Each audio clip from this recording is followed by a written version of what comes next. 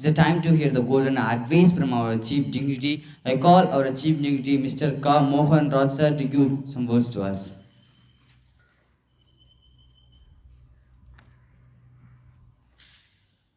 தெய்வத்தால் ஆகாதெனினும் முயற்சிதன் மெய் வருத்த கூலி தரும். முதற்கண் இங்குள்ள அனைவருக்கும் காலை வணக்கத்தை தெரிவிச்சுக்கிறேன். இந்த ஞாயிற்றுக்கிழமை எப்போதுமே எனக்கு சோம்பலானது தான். ஆனால் இன்றைக்கி அதை சுறுசுறுப்பாக மாற்றிருக்கீங்க.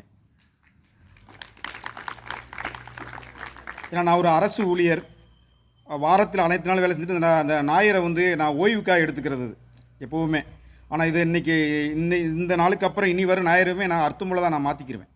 உங்களை பார்த்தா பிறகு நடக்கிற நிகழ்வுகளை நான் ஒவ்வொன்றா பார்த்துக்கிட்டு இருக்கேன். இதுக்கப்புறம் பொதுவாக என் பேரை ஏற்கனவே சொல்லிட்டாப்ல. என் பேர் மோகன்ராஜ், உதவி தோட்டக்கலை அலுவலராக கம்பத்தில் பணி செஞ்சுக்கிருக்கேன். இது இல்லாமல் கவிமோங்கிற ஒரு புனைப்பேரில் கவிதைகள் எழுதிக்கிருக்கேன். ஒரு ஏற்கனவே மரங்கள் மருணித்த விதிகள்னு ஒரு கைக்கு நூல் வெளியிட்டிருக்கேன். அடுத்து மலையில் நனையும் வெயில்னு ஒரு அடுத்த கைக்கு கவிதை அடுத்து ஒரு 10 டேஸில் வெளியே போகுது. இப்போ உங்களுக்கு மோட்டிவேஷன் சார் என்னை தொடர்பு கொள்ளும்போது மாணவர்களுக்கு மோட்டிவேஷன். இப்போ நான் வர்றதுக்கு முன்னாடி 3 பேர் சார் முதற்கொண்டு பேசுகிறவங்களாம் பயங்கரமாக பேசிட்டாங்க. இப்போ நான் என்ன மோட்டிவேஷன் உங்களுக்கு சொல்கிறதுன்னா, உங்களை பார்த்து நான் நிறைய கற்றுக்கிருக்கேன். கற்றுக்கிறதுக்கு வயது கால சூழ்நிலை இல்லை. எப்போனாலும் ஒரு மனிதன் கற்றுக்கிறதுக்கு தயாராக இருக்கணும். ஒன்றுமில்ல, ஒரு பெரிய வாள் வீரன், உலகத்தை ஒரு போர் வீரன், வாள் சண்டையில் மிகச்சிறந்த வீரன். இப்போ அவன் போர்க்காலம் முடிஞ்சு இந்த போர்க்காலம்னு சொல்லும்போது நம்ம இப்போ நடக்கிற அந்த பாலஸ்தீன போர் வன்மையாக கண்டிக்கத்தக்கது. ஏன்னா போர்ன்னு அதை சொல்லும்போது அதை கடக்காமல் போக முடியாது. அந்த போர் வீரன் போர்க்காலம் முடிஞ்சு போர் முடிந்த பிறகு ஓய்வு காலத்தில் தன்னுடைய வீட்டுக்கு சொந்த வீட்டுக்கு வர்றாப்புல ஓய்வு எடுத்துக்கிருக்காங்க. ஓய்வு எடுத்துக்கிருக்கும்போது என்ன பண்ணுறான்னா, படுத்து தூங்கி இருக்கும்போது ஒரு எலி அவரை தொல்லை பண்ணிக்கிட்டே இருக்குது. அவனை எப்படியோ எலியை பார்க்குறாப்புல முடியல. கடைசியாக தன்னுடைய வாளை எடுத்து எலியை வெட்டுறதுக்கு முயற்சி பண்ணி அதுவும் தன் வாழை ஆட்டிக்கிட்டே அவர்கிட்ட தப்பிச்சிருது. இப்போ ரொம்ப மனமுடைஞ்சு தன்னுடைய மனைவியிட்ட போய் சொல்கிறாப்புல. மனைவி சிரிக்கிறாங்க. என்னங்க, ஒரு எலியை போய் ஒரு வாழை வச்சு வெட்ட போகிறீங்களே, இது எலிக்கு பூனை தானே, ஒரு பூனையை விட்டால் போதுமானுங்காப்புல. சரி, இப்போ பூனை தானே வேணும்னு சொல்லி தன்னுடைய படை தளபதியிட்ட போய் விவரத்தை சொல்கிறார். அவனு படைத்தளபதி, இதுக்கு என்ன, என் வீட்டில் பெரிய பூனை, நல்லா 2 ஆள்கள் போட்டு மெயின்டைன் பண்ணுற பூனை இருக்குது, அது போனால் ஒரு நிமிஷத்தில் கவிதைன்னா அந்த பூனை எடுத்து கொடுத்து விட்றாரு. அவர் அந்த பெரிய பூனையை கொண்டு விட்றாரு. பூனை எவ்வளோ முயற்சி பண்ணுது, பூனை முகத்தில் அடிச்சுட்டு அந்த எலி தப்பிச்சிருது. பூனை அதோட தலைதறிக்கு ஓடிடுது. இவர் ரொம்ப திருப்பி தளபதிட்ட போகிறாப்புல. என்னங்க, ஒரு எலியை பூனை பிடிக்கும் இல்லையே, அது உங்கள் இல்லைன்னா ஒன்றும் இல்லை, நம்ம மகாராஜாட்ட பெரிய பூனைகள் நிறையா இருக்குது. அதில் உள்ள ராஜதந்திரமான பூனைகளை நம்ம பூனைகளை கொண்டு போய் கொடுப்போன்னு ராஜாட்ட போகிறாங்க. அவரும் அந்த பூனையை கொடுக்குறாரு. ஆனால் அந்த பெரிய பூனை என்ன சொல்லுதுன்னா, எதுக்குப்பா தளபதியார் பூனையாலே பிடிக்க முடியலன்னா என்ன எதுக்கு பிடிக்கிற கொண்டு போகிறீங்க, என்னால் முடியுமான்னு தெரிலன்னு. ஏன் நீங்கள் ஒரு ராஜதந்திர பூனை, நீங்கள் இப்போ போகிறதுக்கு பிடிக்கிறதுக்கு முன்னாடி ஏன் இவ்வளோ யோசனை பண்ணுறீங்க அப்படின்னா அந்த போர் வீரன் முறையிடுறான். சரி, நான் முதல்ல வர்றதுக்கு முன்னாடி எனக்கு கீழே உள்ள 2-3 பூனைகளை அனுப்புகிறேன்னு சொல்லி அவங்களும் போகிறாங்க. அந்த எலியை பிடிக்க முடியல. இப்போ எல்லோரும் உட்காந்து ஆலோசனை பண்ணுறாங்க. அப்போ அந்த பூனை என்ன சொல்லுது, ராஜதந்திர பூனை என்ன சொல்லுதுன்னா, எதுக்கு நாங்கள்லாம் தின்னு எங்களுக்கு கொளுத்து கொஞ்சம் உடம்புலாம் பெருத்துருச்சு, அதனால் நீ சாதாரண ஒரு பூனையை, எளிமையான ஒரு பூனையை விடுவேன், கவியுரிமைங்காப்பில். பாதி பேத்துக்கு உடன்பாடு இல்லை, இருந்தாலும் சரின்னு கடைசி கட்டமாக ஒரு சாதாரண பூனையை தூக்கி கொண்டு வீட்டில் விடுறாங்க.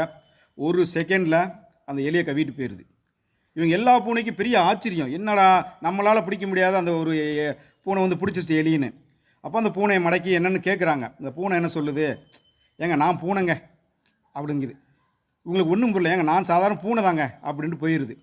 இது என்னென்னா, அது பூனை என்ன சொன்னிச்சுன்னா, பூனைனாலே வேட்டையாடணும், அதுதான் பூனை, நான் சாதாரண பூனைங்க அவ்வளோ. அப்போ நான் என்ன சொல்ல, எவ்வளவு சூழல் நம்ம மனிதனாக இருந்தால், எவ்வளோ சூழல் நம்ம போனால் கூட நம் யாராக இருக்கணுங்கிறது ரொம்ப முக்கியமானது. மனிதனாக இருக்கணும். இது பூனையாக இருந்தால் வேட்டையாடி இருக்கும். பூனை அதுக்கான வசதி வாய்ப்புகள் நிறையா கிடைக்கும். அதே நமக்கு மனிதனாக பொறுத்தவரைக்கும் நிறையா சினிமா, போதை அப்படின்னு நிறையா மோகங்கள் நம்ம கடந்து வரணும். எதில் நம்ம மாட்டாமே மனிதனாக, மரசார்ந்த மனிதனாக வாழணுங்கிறது ரொம்ப முக்கியமானது. அதனால் நம்ம அனைவருமே மனிதனாக கண்டிப்பாக மனிதன் அறத்தை சார்ந்து மனிதனாக வாழணும். அதுக்காகத்தான் இந்த கதையை நான் சொன்னேன். இது இல்லாமல் பார்த்தீங்கன்னா, ஒரு விவசாயி என்ன பண்ணுறாருன்னா, ஒரு காலத்தில் ஒரு கொத்தமல்லி தோட்டத்தில் வந்து மண்ணை நல்லா உழுது கொத்தமல்லி விதைகளை விதைக்கிறாப்புல. கொத்தமல்லி விதைகளை விதைச்சி நீர் பாய்ச்சிறாப்புல. அது அது அது ஒரு காலத்தில் வந்து ஒரு ஒரு வாரம் கழித்து அது முளைக்குது. விதைத்த விதைகளில் வந்து பார்த்திங்கன்னா ஒரு 30% தான் 30% தான் முளைச்சி வருது. மீது 60% முளைக்கலை. அதோட வேறு வழி இல்லாமல் அவர் நொந்து விதை எப்படி ஆகிப்போச்சுன்னு புலம்பி மற்ற 30% விதையை வந்து 2 மாதம் கழிச்சு ஈல்டுக்கு வருது. அதை அறுவடை பண்ணி கீரையாக வந்து சந்தையை கொண்டு வராரு. சரியான விலை இல்லை. ரொம்ப நொந்து போய் சரி ரைட்டு நம்ம விடாமுயற்சி பண்ணிடக்கூடாதுன்னு சொல்லி திருப்பியும் வந்து நீர் பாய்ச்சி தக்காளி நாற்றுகள் நடவு செய்கிறாரு. நடவு செஞ்சுட்டு ஒரு வாரம், ஏன்னா தக்காளி நாற்று அது வர்றதுக்கான ஒரு வாரம் கழித்து திருப்பி தோட்டத்துக்கு வராரு. பேலன்ஸ் அந்த முளைக்காத 65 விதைகளும் முளைச்சி கொத்தமல்லியாக நிற்கிது. நம்ம வந்து தக்காளி விதை தான் நடவு செஞ்சோம், எப்படி கொத்தமல்லியாக எப்படி வந்தது அப்படின்னு அவருக்கு பெரும் ஆச்சரியம். அப்போ அது கொத்தமல்லி அறுவடை செய்கிறாப்புல. இது நல்ல விலை கிடைக்குது, நல்லா விற்கிறாப்புல. ஒவ்வொரு விதைக்கும் ஒரு தூங்கு காலம்னு இருக்குது, உறக்க காலம்னு நாங்கள் சொல்லுவோம். அந்த உறக்க காலத்தில் இந்த விதை என்ன செய்யும்னா மண் வந்து அதை வந்து தற்காக்கும், நீர் அதை குளிர்விக்கும், காற்று அதை வருடும், அவ்வளோதான். ஆனால் அந்த விதை என்ன பண்ணும்னா அந்த முளைக்க வர்றதுக்கு முன்னாடி வரைக்கும் தன்னை தயார்படுத்திக்கிறோம். இப்போ ஒரு கொத்தமல்லி விதைக்கு ஒரு 60 நாள் உறங்கு காலம்னா அந்த சில விதைகள் என்ன ஆகும்னா அதுக்கு நீர் பட்ட உடனே அவசரப்பட்டு முளைச்சி வந்துடும். ஆனால் எப்போவுமே அந்த அவசரப்பட்டு முளைச்சி வர்ற விதைக்கு வந்து சரியான விலை கிடைக்காது, அது யாருக்கும் பிரோஜனம் இல்லாமல் போயிடும். ஆனால் அது 2 மாத காலம் அதில் உள்ள உறங்கி சரியாக தயார் நிலையில் வந்த அந்த விதை வந்து பார்த்திங்கன்னா நல்ல விலைக்கு போனது. அப்போது நம்மளும் வந்து நமக்கும் ஒரு உறங்கு காலம்னு இருக்குது. அந்த உறங்கு காலத்தை நம்ம அடுத்தது ஒவ்வொரு பணி செஞ்ச உடனே நம்ம சரியான ஓய்வு எடுத்து அந்த ஓய்வு காலத்தில் நம்ம அடுத்த பணிக்கு ரொம்ப தயாராகணும். எப்படி சொல்கிறதுனா தன்னைத்தானே வந்து செதுக்கிட்டு அடுத்து நம்ம என்ன செய்யப்படும் முன் திட்டமிடுதல் பண்ணி அழகாக நம்ம செய்யணுங்கிறது தான் இந்த கதையோட கருத்து. பார்த்திங்கன்னா நான் வந்து பார்த்திங்கன்னா எனக்கு வந்து சொந்த ஊர் பார்த்திங்கன்னா ராமநாதபுரம் மாவட்டம் கடலாடி பக்கத்தில் ஒரு நரிப்பையூர், சாயலுடி பக்கத்தில் நரிப்பையூர்னு ஒரு கிராமம் தான். அங்கே தான் நான் படித்தேன். அப்போ நம்ம ஏழ்மையான குடும்பம் தான். படிச்சுக்கிட்டு இருக்கும்போது என்னாச்சுன்னா நான் விவசாயத்துறையை தேர்வு செய்கிறேன். எங்கள் ஊர் பார்த்திங்கன்னா பனைமரமும் கருவேக்காடும் நிறைஞ்ச ஊர் தான். பனைமரமும் கருவேல மரங்கள் நிறைஞ்ச மாவட்டம் தான். நான் வேளாண்மை துறை படிப்பை தேர்வு செய்யும்போது ஊரில் நிறையா கேலி கிண்டல்கள் வருது. என்னப்பா போயும் மண்வெட்டிக்கும் இதுவும் போய் படிச்சுக்கிருக்காப்புல. எங்கள் ஊரில் பார்த்திங்கன்னா பெரும்பாலும் பேர் வெளிநாட்டுக்கும், பெரும்பாலும் பேர் வந்து ஜவுளி தொழில் அந்த மாதிரி இருக்கும், பெரும்பாலும் பேர் மீனவர்களாகவும் தான் போயிருக்காங்க. விவசாயம் பெருசாக இல்லை. இப்போ நான் விவசாய படிப்பை தேர்வு செஞ்சோன்னே பெரிய கேலி கிண்டல். ஆனால் நான் இன்றைக்கி படித்து முடிச்சுட்டு இன்றைக்கி விவசாய அதிகாரி ஆகிட்டேன். ஏன்னா நம்ம ஒரு நமக்கு நோக்கம் ஒன்று இருக்குது, நம்ம விவசாயம் தான் படிக்கணும். அந்த நோக்கத்தில் போகும்போது நிறைய தடைகள் நிறைய கேலி கிண்டல் நிறையா உட்பட்டேன். அவள் அரசு வேலை வாங்கினா பிறகு அது கொஞ்சம் கொஞ்சமாக குறைஞ்சிது. அதே மாதிரி நான் கல்லூரிலேயும் பள்ளிக்கூடத்தில் படிக்கிற நேரத்தில் வந்து பெரிய ஆவரேஜ் ஸ்டூடெண்ட்ஸ் தான் ஒரு மேடையில் வந்து என்னை வந்து கௌரவிக்கிறாங்க. அடுத்து அதே மாதிரி கல்லூரிலையும் வந்து என்னை கௌரவிக்கிறாங்க. ஸ்டூடெண்ட்ஸ் எல்லாம் இல்லை. ஏன் இதை எதுக்காக கௌரவிச்சாங்கன்னா ஒன்றும் இல்லை, நான் வந்து அந்த நேரம் தவறாண்மையை வந்து நான் சின்ன பிள்ளைலேருந்து கரெக்டாக கடைப்பிடிச்சேன். நம்மளுடைய ஒரு நிகழ்வுக்கு நம்மளுடைய முகம் என்னவாக கூட இருந்துட்டு போகுது. நான் பார்வையாளனா, காட்சியாளனா, இல்லை அதுக்கு மேடை அந்த நிகழ்வை சரி செய்கிறவனா, முன்னேற்பாடு செய்கிறவனா, எந்த முகமாக நம்ம முகமாக இருக்குது. ஆனால் சரியான நேரத்தில் போகணும் அப்படிங்கிறது தான் வந்து எனக்கு என் தாய் தந்தையர் கற்றுக் கொடுத்தது. இன்றைக்கி வரைக்கும் அந்த பஞ்சுவாலிட்டி அப்படிங்கிறது வந்து இன்றைக்கி வரைக்கும் நான் வந்து கடைப்பிடிக்கிற மிக முக்கியமான ஒன்று. நீங்கள் நம்ம வந்து ஒரு பள்ளிக்கூடத்துக்கு படிக்கிறோமோ இல்லை படிக்கலையோ கவனிக்குமோ இல்லையா, சரியான நேரத்துக்கு உள்ளே போயிடணும். சரியான டயத்துக்கு நம்ம உள்ளே போயிட்டாலே நிறையா விஷயங்கள் நமக்கு மாறும். அதனால் நீங்கள் மாணவர்கள் வந்து அந்த பஞ்சுவாலிட்டியை வந்து ஏன்னா நான் கல்லூரி முடித்து கேம்பஸ் இன்டர்வியூவில் வந்து நான் ஒரு சீட்ஸ் கம்பெனியில் வேலை செய்கிறேன். வேலை செஞ்சுட்டு ஒரு குறிப்பிட்ட இடத்துல எனக்கு மிகப்பெரிய ஒரு விபத்தில் நான் கீழே விழுந்துறேன். என்னை வந்து மருத்துவமனையில் சேர்க்குறாங்க. கடைசி வரைக்கும் என்னை ஃபுல்லாக காப்பாற்றின அவங்க தான் சரி பண்ணி கொண்டு வந்தாங்க. நான் பெருசாக பெர்ஃபார்மன்ஸ் நாங்கள் அந்த இதில் பண்ணலை. ஆனால் நான் செஞ்சது கரெக்டான டயத்துக்கு நான் அந்த போனேன். கரெக்டான நான் எப்பவும் போல் என்னோடய நேரம் முடிவு வரைக்கும் அங்கே பணி செஞ்சேன். அந்த ஒன்றுக்காக அவங்க என்னை வந்து சரி பண்ணாங்க. அப்போனா நம்ம வந்து நேரம் தவறாமையை வந்து நம்ம எங்கெல்லாம் கடைபிடிக்கிறோமோ அங்கே நமக்கான பலன் நம்மளை அறியாமல் கண்டிப்பாக வரும்னு சொல்லிக்கிட்டு கடைசியாக ஒரு கதை, சின்ன ஒரு கதை தான். ஒரு ஒரு ஒரு ஒரு சாதாரண ஒரு நபர் வந்து வர்றாரு. அவர் வந்து ஒரு இடத்துல வரும்போது பெரிய ஒரு முதியவர் வந்து அவருக்கு ஒரு ஐடியா சொல்கிறாரு.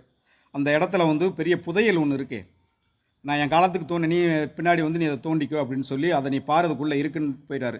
இவர் யாருக்கும் தெரியாமல் அந்த புதையல் முன்னாடி உட்காந்து இந்த இடம் தெரிஞ்சுன்னு சொல்லி என்ன பண்ணுறாரு, அதில் ஒரு கூடாரம் அமைச்சு பகல் ஃபுல்லாக வந்து பிச்சை எடுக்கிறது, இரவு வந்து அந்த குழியை வந்து தோன்றுறது. அப்படின்னே அவர் கொஞ்ச காலத்துக்கு அப்புறம் என்ன போயிட்டோன்னா, அவரால் அந்த புதையல் வரல. அதாவது முடிச்சுட்டு அந்த அந்த இந்த வேலையை விட்டுட்டு தன் பிச்சை எடுக்கிற வேலையை தொடர்றாரு. அப்புறம் ரொம்ப ஆண்டு காலமாக பிச்சை, அந்த வழியில் வர்றவங்களாம் பிச்சை போடுறாங்க. ரொம்ப ஒரு 15-20 ஆண்டு காலமாக அங்கே பிச்சை எடுத்துகிட்டே இருக்காப்புல. பிச்சை எடுத்து அங்கேயே இறந்துடுறாரு. இறந்த உடனே ஊர் மக்கள்லாம் கூடி, சரி இவர் இறந்தவர் எங்கே இருக்கு, அவர் இடத்துல அவரை கூடாரம் போட்டு அவரை இடத்துலையே நம்ம பிதைச்சிடலான்னு சொல்லி அவங்க ஊர் மக்கள்லாம் சேர்ந்து பிதைக்கிறதுக்காக அந்த கூடாரத்தை அடுத்து தோன்றாங்க. உள்ள தங்க புதையல் இருக்குது. அப்போது இதுலேருந்து என்ன சொல்கிறேன்னா, அவர் இன்னொரு 2 நாள் தன் முயற்சியை வந்து விடாமுயற்சி தொடர்ந்துதானா அந்த புதையல் அவருக்கு கிடச்சிருக்க ஒரு வாழ்வு மாறி இருக்கும். அதனால் எந்த நேரத்தில் எந்த சமயத்திலையும் தன்னுடைய விடாமுயற்சியை எப்போதும் கைவிட்டுறக்கூடாது. ஒரு அடுத்த நிமிஷம் அடுத்த நேரம் நம்மளோட முயற்சினால நமக்கு ஒரு பலன் கிடைக்கிருக்கும். அதுக்காக அது வர போதுன்னு அந்த அலுப்பு மனிதனுக்கு வந்தோன்னு நம்ம ஒதுங்கிடக்கூடாதுன்னு கேட்டுக்கிட்டு இந்த வாய்ப்பு கொடுத்த இந்த கல்லூரி முதல்வருக்கும் அவர் தோழர் அவருக்கும் மிகப்பெரிய நன்றியை தெரிவிச்சுக்கிறேன். ஏன்னா நான் நிறைய எங்கள் அமைப்பில் நிறையா கொடிகள் ஏற்றிருக்கேன், நிறையா இதுக்கு போயிருக்கேன். ஆனால் இருந்தாலும் இந்த ஞாயிற்றுக்கிழமை இப்போ எனக்கு ஏன் ஞாயிறை திருப்பி சொல்கிறேன்னா, நீங்கள் மனிதனிலிருந்து பள்ளி மாணவர்கள் வரைக்கும் இந்த ஞாயிறு வந்து நம்ம வந்து கொண்டாடக்கூடிய, அதாவது ஓய்வெடுக்கக்கூடிய ஒன்று. அந்த தினத்தில் நீங்கள் இந்த மாதிரி ஒரு நிகழ்வு நடத்துறது வந்து மிகவும் வந்து நெஞ்சார்ந்த, அந்த நிகழ்வு நடத்துகிற அனைவருக்கும் நெஞ்சார்ந்த நன்றியை தெரிவிச்சுக்கிறேன். இனி ஒரு காலங்கள்லையும் இந்த நிகழ்வை தொடர்ந்து நடத்தணும்னு கேட்டுக்கிட்டு வாய்ப்புக்கு நன்றி விடைபெறுகிறேன். நன்றி, வணக்கம்.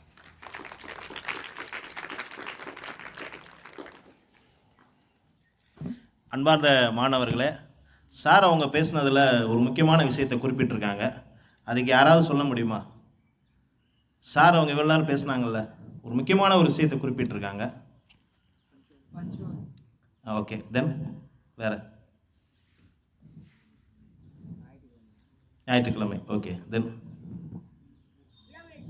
விடாமுயற்சி. ஓகே, வேறு முக்கியமான ஒரு பாயிண்ட் சொல்லியிருக்காங்க. Okay, correct. ஏன் இந்த விஷயத்த சொல்லனா, இன்றைக்கு அசிஸ்டன்ட் ஹார்டிகல்ச்சர் ஆஃபீஸராக அரசு ஊழியர்களாக ராமநாதபுரத்திலிருந்து இங்கே கம்பத்தில் பணியாற்றுறாங்க. எல்லோரும் அவர் சொன்ன மாதிரி வெளிநாட்டுக்கு போகிறாங்க, மீன் பிடிக்க தொழில் பண்ணுறாங்க. பல தொழில் பண்ணும் போதும் மம்பட்டி எடுத்துக்கிட்டு விவசாய தொழிலை தேர்வு செய்து விவசாயத்தை நேசித்து எத்தனை பேர் கேலி கிண்டல், உனக்கெல்லாம் தேவையா, ஏப்பா இந்த தொழிலை போய் செய்கிற? ஆனால் அதை ஒரு லட்சியமாக எடுத்துக்கொண்டு இன்றைக்கு ஒரு சிறந்த அரசு அலுவலராக அவர் வந்திருக்காருன்னா, அவர் உண்மையிலே ஒரு சிறந்த மனிதர் என்பது இந்த நேரத்தில் அவருக்கு நீங்கள் கைதட்டி பாராட்ட வேண்டும் என அன்போடு கேட்டுக்கொள்கின்றேன். அவர் குறிப்பிட்ட விஷயங்களில் நேரம் தவறாமை, டைம் மேனேஜ்மெண்ட், இது ரொம்ப இம்பார்ட்டன்ட். அதானே சொல்கிறாரு. அந்த டைம் மேனேஜ்மெண்ட்டு அவர் பின்பற்றனால தான் இன்றைக்கி நம்ம முன்னாடி அவர் வந்து இந்த தேசிய கொடி ஏற்றிய அளவுக்கு ஒரு சிறப்பு விருந்தினராக வந்திருக்காங்க, ஒரு சிறந்த அரசு அதிகாரியாக வந்திருக்காங்க. தமிழ்நாடு முற்போக்கு எழுத்தாளர் சங்கத்தினுடைய துணைத் தலைவராக செயல்படுற அன்பார்ந்த மாணவர்களே, இவரை போன்று நீங்கள் என்ன செய்யணும்? யாராவது உங்களை கேலி பண்ணுறாங்களா, கிண்டல் பண்ணுறாங்க, கவலைப்படாதீங்க. நான் சொன்ன மாதிரி அந்த பேஷன், உங்களுக்கு என்ன ஒரு பேஷன் இருக்குது, உங்களுக்கு என்ன ஒரு லட்சியம் இருக்கோ அந்த லட்சியத்தின்படி நீங்கள் செயல்பட வேண்டும் என கேட்டுக்கொண்டு ஜிசாக்குமுல்லா ஹைரன், அல்ஹம்துலில்லாஹ்.